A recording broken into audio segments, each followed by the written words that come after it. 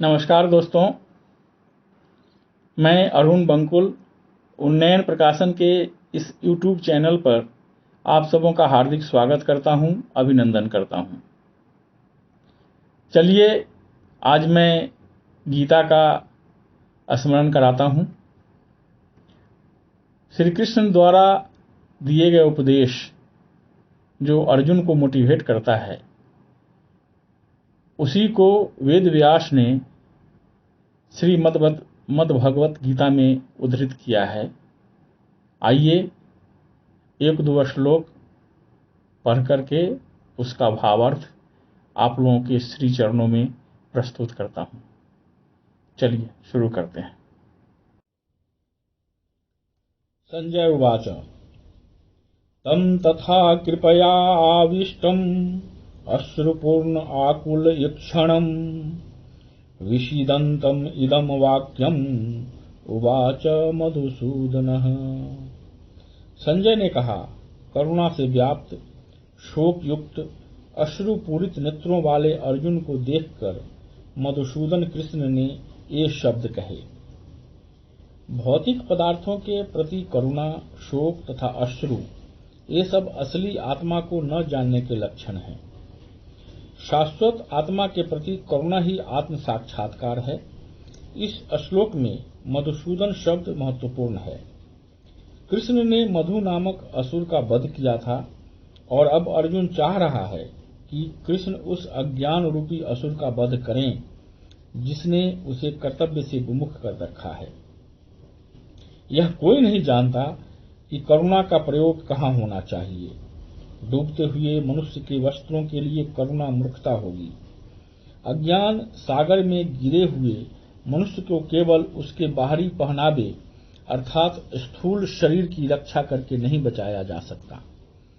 जो इसे नहीं जानता और बाहरी पहनावे के लिए शोक करता है वह शूद्र कहलाता है, अर्थात वह वृथा ही शोक करता है।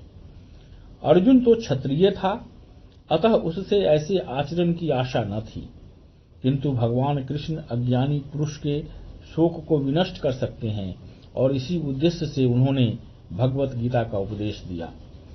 यह अध्याय हमें भौतिक शरीर तथा आत्मा के वैश्लेषिक अध्ययन द्वारा आत्म साक्षात्कार का उपदेश देता है, जिसकी व्याख्या परम अधिकारी भगवान कृष्ण द्वारा की गई है। यह साक्षात्कार तभी संभव है जब मनुष्य निष्काम भाव से कर्म करे और आत्मबोध को प्राप्त हो। श्री भगवान उवाच कुतः त्वा कलमषम् इदम् विषमे समुपस्थितम् अनार्यजुष्टम् अस्वर्गम् अकृतकर्म अर्जुन। श्री भगवान ने कहा, हे अर्जुन, तुम्हारे मन में यह कलमश आया कैसे? यह उस मनुष्य के लिए तनिक भी अनुकूल नहीं है जो जीवन के मूल्य को जानता हो। इससे उच्च लोक की नहीं अपितु अपयश की प्राप्ति होती है। श्री कृष्ण तथा भगवान अभिन्न हैं, इसीलिए श्री कृष्ण को संपूर्ण गीता में भगवान ही कहा गया है। भगवान परम सत्य की पराकाष्ठा हैं। परम सत्य का बोध ज्ञान की तीन अवस्थाओं में होता है: ब्रह्म या निर्विशेष सर्वव्यापी चेतना, परमात्मा या भगवान का अंतर्यामी रूप जो समस्त जीवों के हृदय में है, तथा भगवान या श्री भगवान कृष्ण। श्रीमद् भागवत गीता ने परम सत्य की यह धारणा इस प्रकार बताई गई है। वदन्ति तत्त्ववित्तसत्त्वम् यज्ज्ञानमद्वयम् भ्रमोति परमामेति भगवानीति शब्दत्य। परम सत्य का ज्ञाता परम सत्य का अनुभव ज्ञान की तीन अवस्थाओं में करता है और ये सब अवस्थाएं एक रूप हैं। ये ब्रह्म, परमात्मा तथा भगवान के रूप में व्यक्त की जाती हैं। इन तीन दिव्य पक्षों को सूर्य के दृष्टांत द्वारा समझाया जा सकता है, क्योंकि उसके भी तीन भिन्न भिन्न पक्ष होते हैं, यथा धूप, प्रकाश, सूर्य की सतह तथा सूर्यलोक स्वयं। जो सूर्य के प्रकाश का अध्ययन करता है वह नौसिखिया है। जो सूर्य की सतह को समझता है वह कुछ आगे बढ़ा हुआ होता है, और जो सूर्यलोक में प्रवेश कर सकता है वह उच्चतम ज्ञानी है।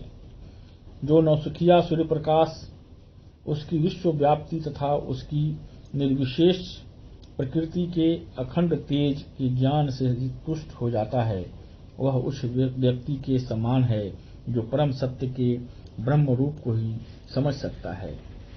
जो व्यक्ति कुछ अधिक जानकार है वह सूर्य गोले के विषय में जान सकता है, जिसकी तुलना परम सत्य के परमात्मा स्वरूप से की जाती है।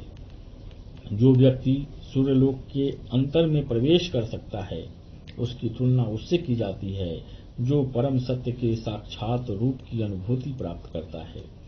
अतः जिन भक्तों ने परम सत्य के भगवान स्वरूप का साक्षात्कार किया है वे सर्वोच्च आत्मवादी हैं। यद्यपि परम सत्य के अध्ययन में रत सारे विद्यार्थी एक ही विषय के अध्ययन में लगे हुए हैं, सूर्य का प्रकाश, सूर्य का गोला और सूर्यलोक की भीतरी बातें, इन तीनों को एक दूसरे से विलग नहीं किया जा सकता। फिर भी तीनों अवस्थाओं की अध्येता एक ही श्रेणी के नहीं होते। दोस्तों, आज के लिए बस इतना ही। कल फिर मिलेंगे। मेरे चैनल को लाइक करें, सब्सक्राइब करें और हाँ, बेल आइकन को दबाना ना भूलें ताकि मेरे नवीनतम वीडियो आप तक रोक टोक पहुंचता रहे। तब तक के लिए नमस्कार, जय हिंद, जय भारत।